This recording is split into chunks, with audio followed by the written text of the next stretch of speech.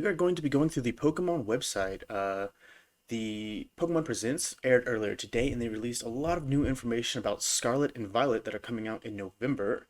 But there's a ton of information that wasn't in the Presents on the website, so we're going to be going through that. I'll be reading through all of these articles that provide a lot of information. I'm also, while I go through this, there's going to be more information that I kind of tie together in a kind of trailer analysis video from the information we got from the presents and from the website. But this is right now just going to be an overview of everything they kind of have on the website right now.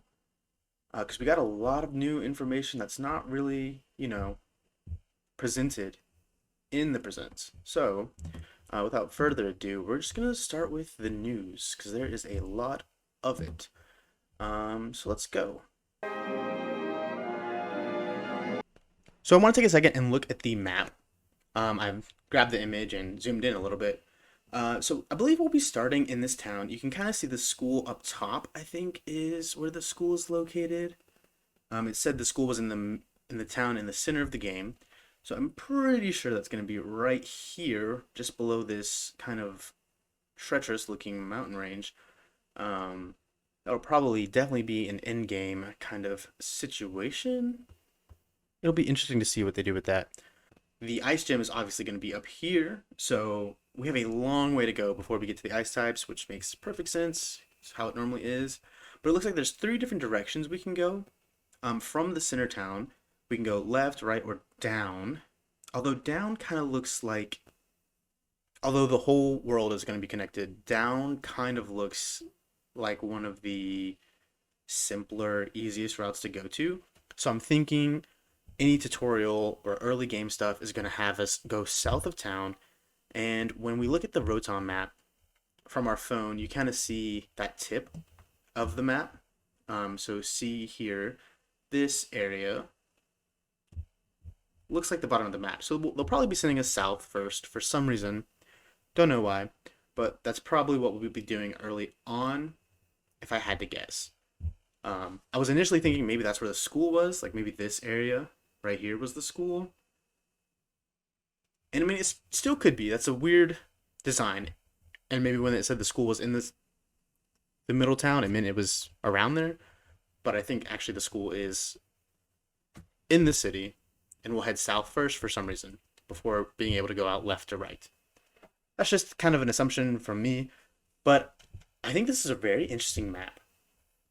To be honest, a lot of the recent maps have been very boring to me personally because it's so linear, but this game is completely open, which I am thrilled and excited about.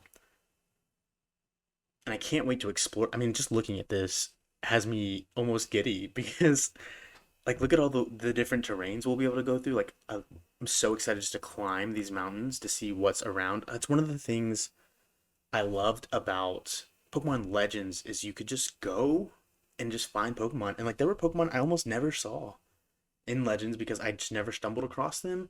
And it wasn't until post-game when I had to go looking for stuff that I discovered some areas on the map.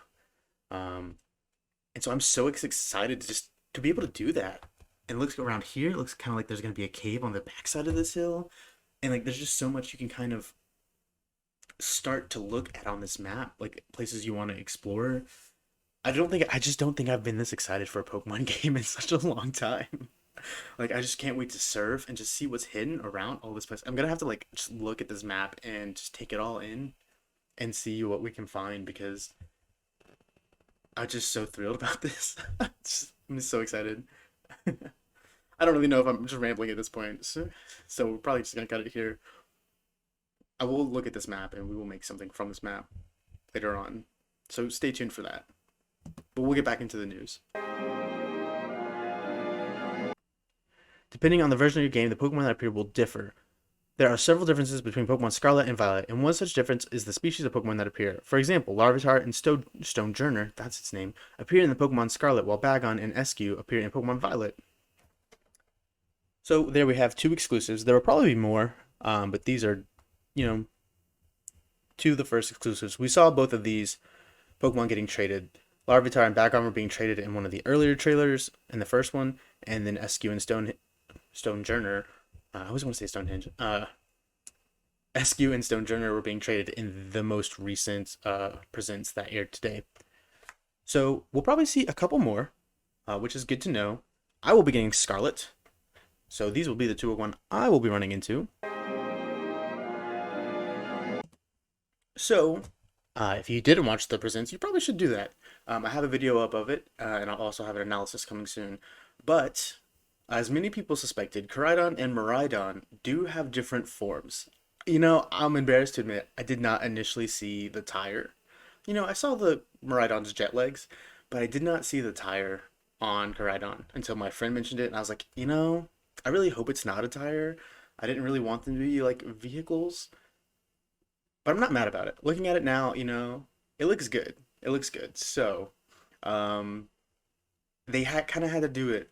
I kind of wish it was similar to Legends, where it was different Pokemon, but this is cool. They look really good, and I'm totally fine with it now. So during your adventure, you would meet legendary Pokemon, either Koraidon or Miraidon. It will join you on your journey. So I don't know when we meet them, but it kind of feels like we're gonna meet them early on, and we're gonna have them throughout the game, as opposed to meeting them kind of at the post story. But I'm not sure. There's something where we'll get into a little bit later.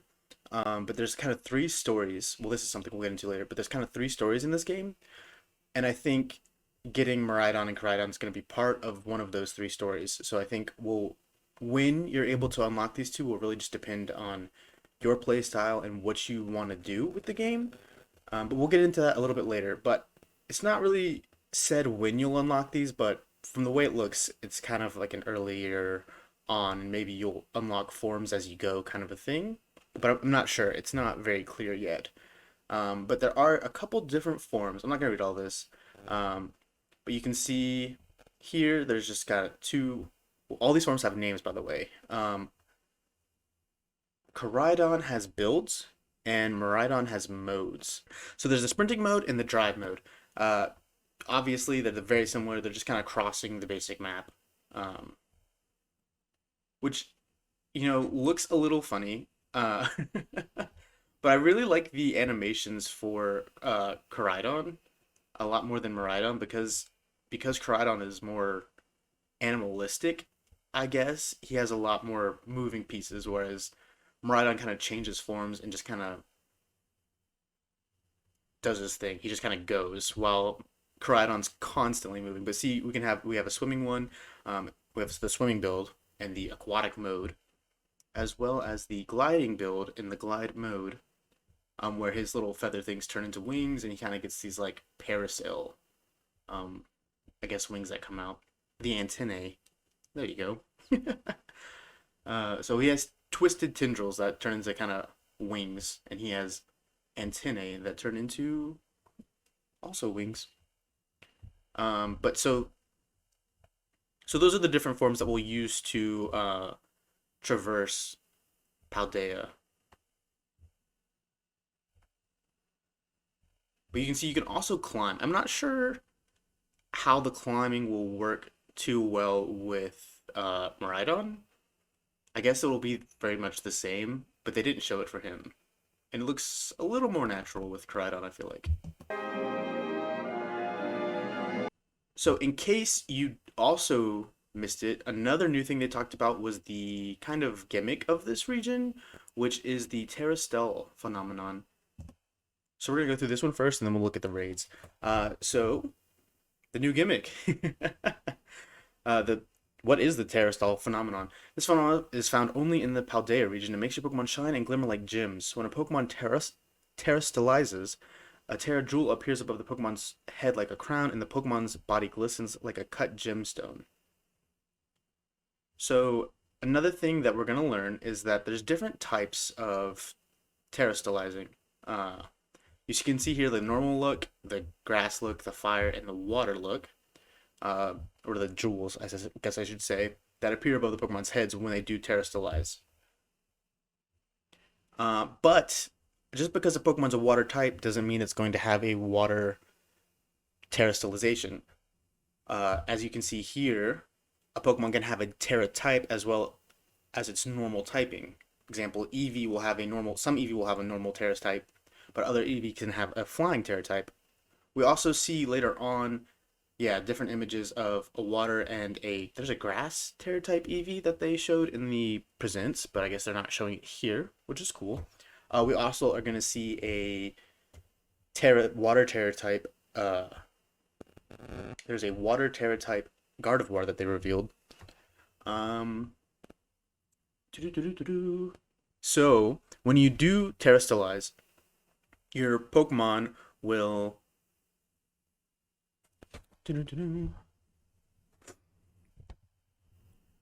while Terrastilizing, your Pokemon will get a power boost based on the type of moves it uses. Blah, blah, blah. Your Pokemon will get a power boost based on the type of move it uses. If it uses the same type of move that it's Terra typed into, it will get a boost, but you can also get a boost using the type of your Pokemon's original typing. So for the water Eevee, you will get a boost for the water moves if the Eevee has one, but you'll also get a normal boost. I think it's a little worded, a little weird here, the way it says and, but if you use the original type or the Terra type, you will get a boost in moves, in the move strength, I guess I should say. However, there comes a new Pokeball. You will need a Terra Orb to Terrastilize Pokemon. Apparently, only select trainers will have these. Obviously, we will. Gym leaders probably will, as well as like champions and any other big figure, of course, because this is the gimmick. However, I don't know if this is the kind of thing that kind of goes over another Pokeball, kind of similar to capsules, because I mean, of course you want to terrestrialize any Pokemon that you have, but that's not going to be the only Pokeball available in the game, obviously, because they wouldn't get rid of all the other Pokeballs because we love those. They're fun. But yeah, it'll be interesting to see if this kind of works like a capsule or if it's similar to. It looked very similar to when you would Dynamax almost, kind of how it glows and such. And speaking of, there's another facet of this terrestrializing. We get to do raids again. So raids are continuing into Scarlet and Violet, which is really good for us because I enjoyed the raids. Me and my friends still do raids every now and again in the Dynamaxing adventure. So hopefully they also have something similar to that. But as you can see here, raids will allow you to come. Raids will be returning, and they function very similarly to how they kind of did in the last game. There'll be these giant gemstones kind of laying around the ground everywhere throughout the Paldea region, and the coloring will determine the type of Tera type of the Pokemon in the raid. And there'll be a bright light shining in the sky, similar to how those were for Dynamax raids. And you'll also be able to fight these on the internet with random trainers, or you can set a link code to challenge them with your friends. Apparently, these Pokemon are going to be very tough to fight, obviously. But the raids will work a little different this time. So instead of everyone being in one turn base, you're kind of just going at your own pace throughout the battles, which it didn't really show or explain too well. So I guess, maybe there's like a set speed, like you can only attack so often. I'm not really sure. Maybe it's just like a like a 1v1, but you're all doing it together at the same time, just kind of separately, where like you're fighting Gardevoir and Gardevoir is fighting all four of you. It's really not super clear how that's going to work, but it'll be interesting to see how it does. But this is the Water Tera type Gardevoir that we see, so this is another Pokemon that's got a different Tera type than its normal typing, which is Psychic and Fairy. However, the cheers do come back, but at this time it looks like cheering is something you can do even if your Pokemon's not fainted, which will give you a boost to your attack, special defense, and can heal you a little bit. So this looks like another option you have as opposed to attacking or using moves. So this will probably be really helpful early on. As you can kind of see, cheering allows you to do stuff cooperatively even if your Pokemon hasn't learned any moves to support other Pokemon. So it sounds like these battles might be even tougher than the Dynamax ones were, which honestly weren't too tough, with 4 people taking one down. So I'm excited to see how this goes. I think like the Gardevoir Pokemon, the raid Pokemon will probably be like on a timer and will attack every so often, but like we're just gonna continuously be going. But until we get some like real footage of one, which we do. I mean, we do have footage of a raid, but it just isn't very clear. And then of course we can catch it. So see here, you can see us catching the Terrastilize, the raid Pokemon.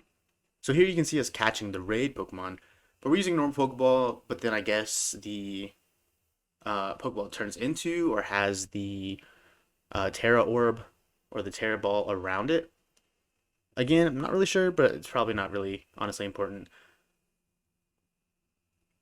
And then this is just saying you can battle online and do more raids and join people who are looking for raid partners.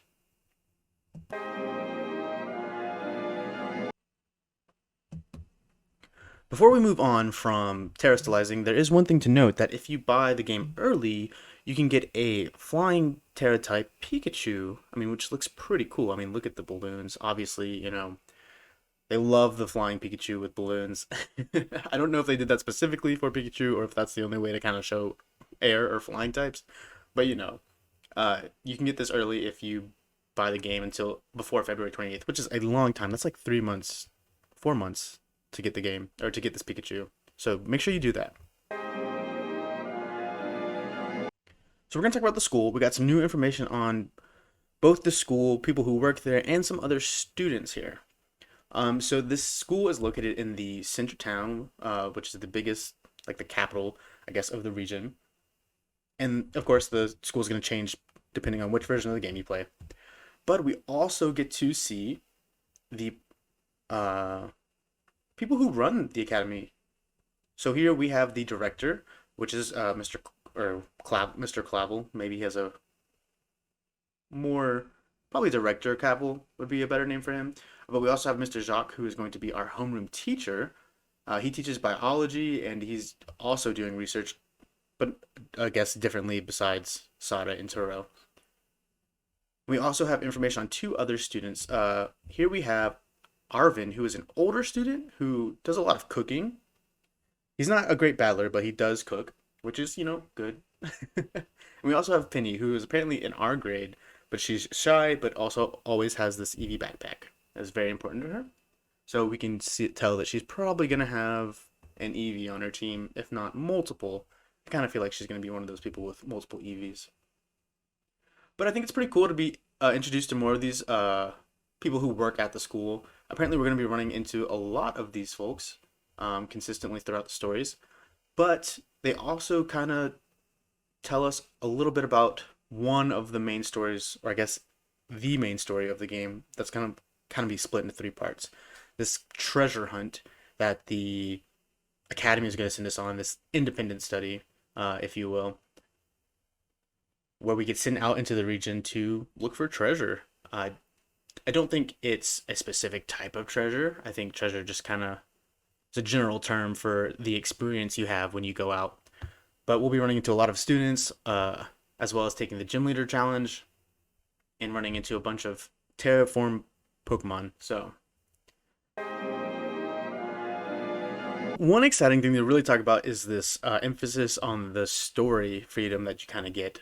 So there's going to be apparently 3 different stories that we're going to be going through as we travel throughout the Paldea region. However, we're going to be able to do them in whatever way we want. Now, the only story we have any kind of information on is the Gym Leader Challenge. So we know that there's the same old Gym Leader Challenge, which is going to take place against 8 different gym leaders. But however, we're going to be able to challenge them in any order we want, which is exciting and new for the Pokemon series.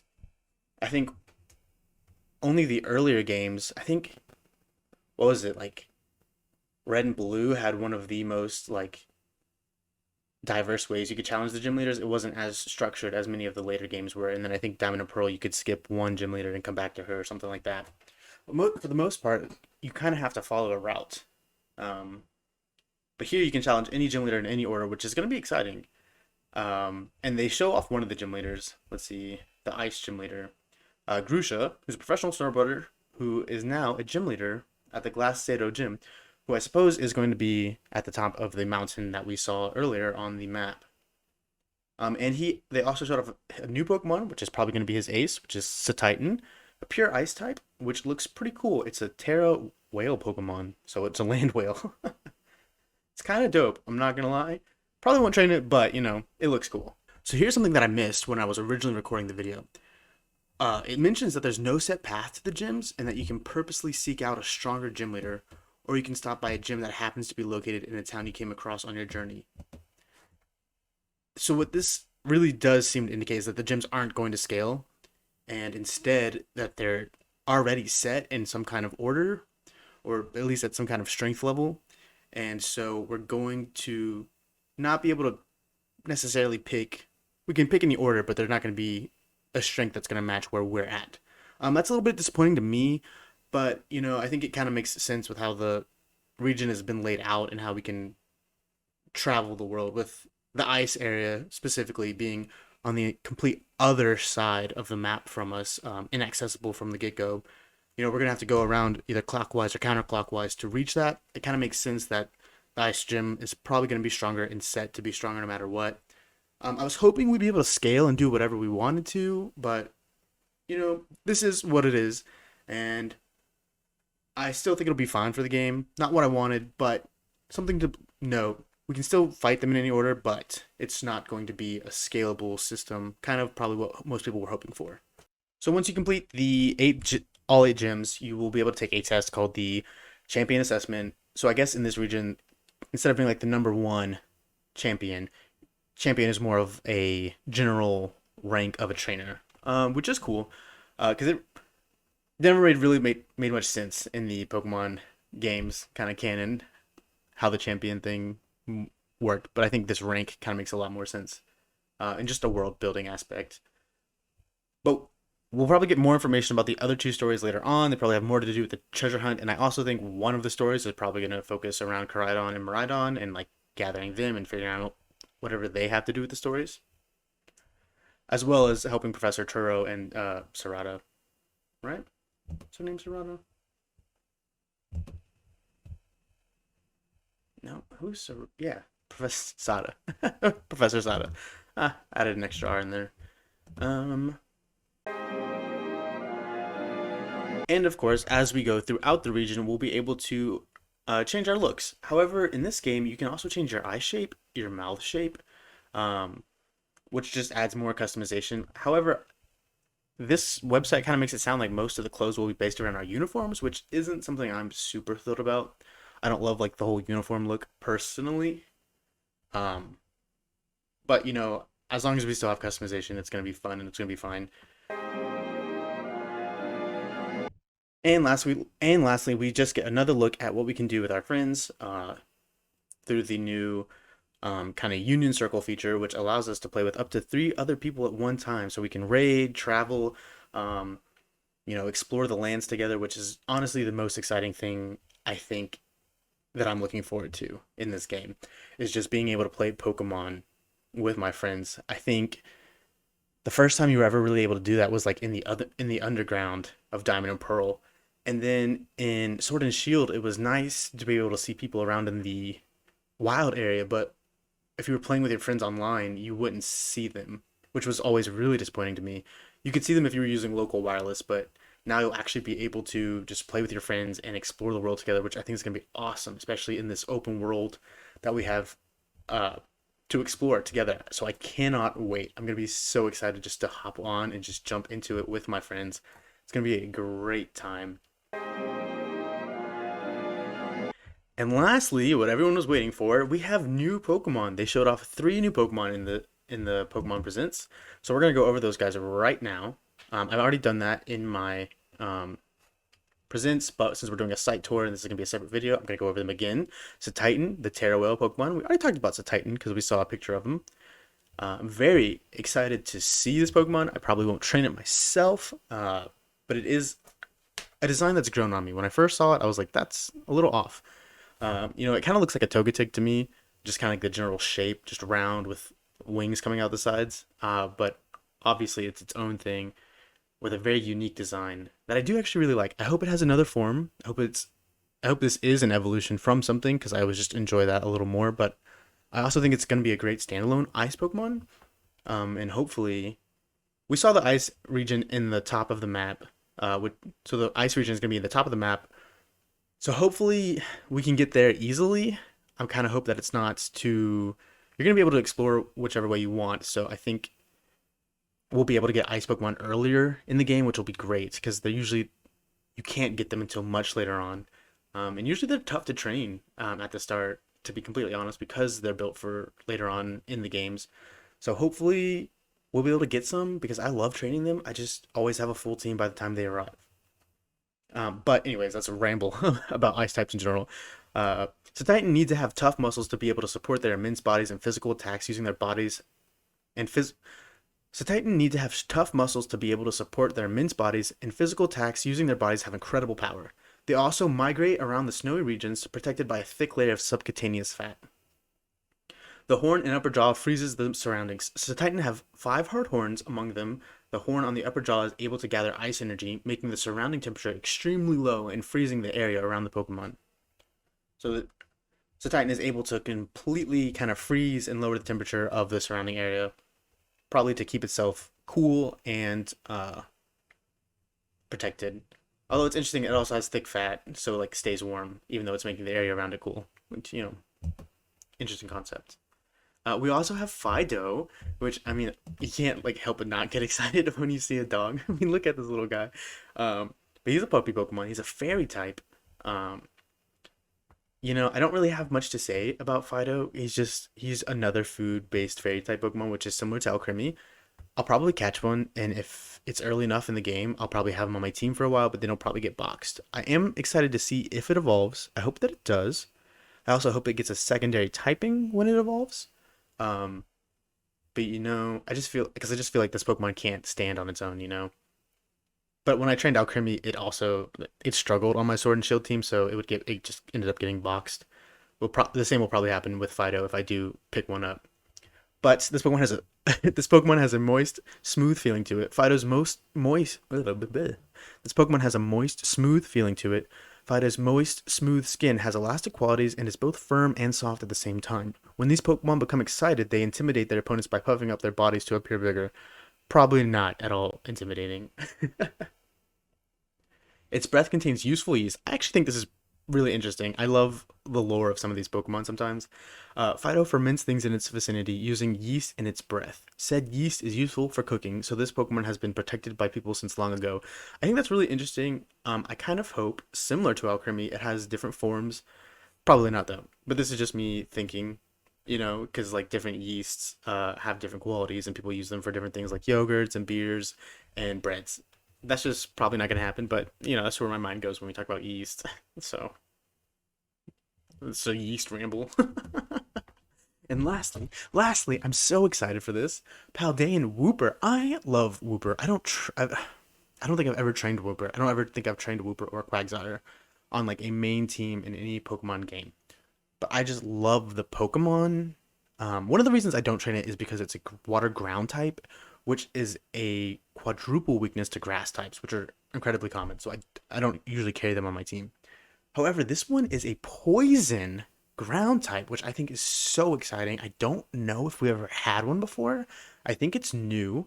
It is the poison fish Pokemon with the ability of poison point or water absorb. So it keeps the water absorbability, but it also gains the poison point one. And one thing I love about this design is that it looks like a skull and crossbones. I'm pretty sure that was intentional, but like if Wooper's head was a little bit smaller and the crossbones were closer together, it would look like a skull and crossbones. So I'm pretty sure that's what they were going for. And I think the brown color is such a good color on Wooper.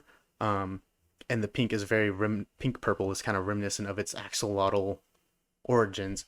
I just love this guy. Like, look at this little guy. And I'm so excited to see Quagsire. I hope he remains a Quagsire and it's not a new evolution, but I'm sure I'll be thrilled even if it does get a new evolution. I just like look how happy this guy is. How do you not love that guy? I'm so excited for Paldean Wooper. So excited. I already love him. He's probably going to be another instant team member. So for me, Fuecoco, Smoliv, and Paldean Wooper already have a spot on my team. There's no way around it for me. Sorry to interject so much of my opinion. I'm so excited about this Wooper. He's so cute.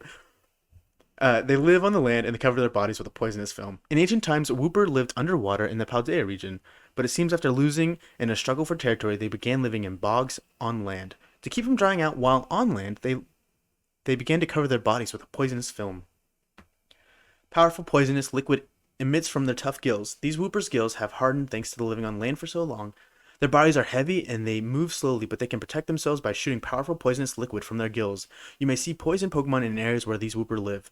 I think it'll be interesting to see if we run into already poison Pokemon around these Woopers. I don't think it'll happen, but I feel like this is a weird, phrase to mention.